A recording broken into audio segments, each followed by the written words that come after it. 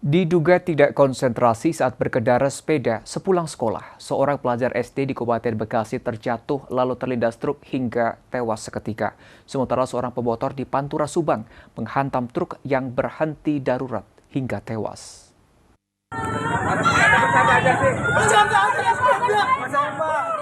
Kamera amatir warga merekam sesaat setelah seorang pelajar sekolah dasar tewas usai terlindas truk bermuatan tanah di Jalan Raya Babelan, Kabupaten Bekasi, Senin siang.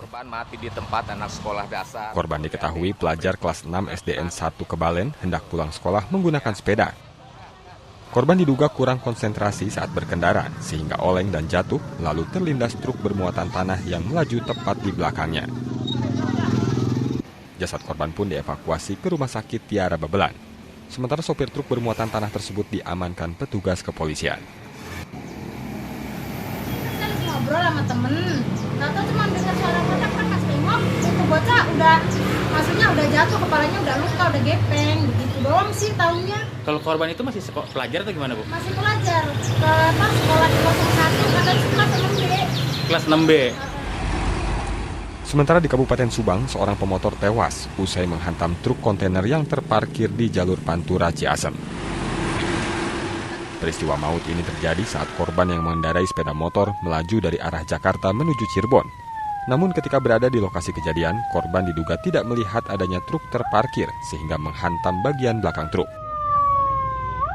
Diketahui sopir truk terpaksa parkir di pinggir badan jalan lantaran mogok, namun tidak memasang rambu penanda henti darurat.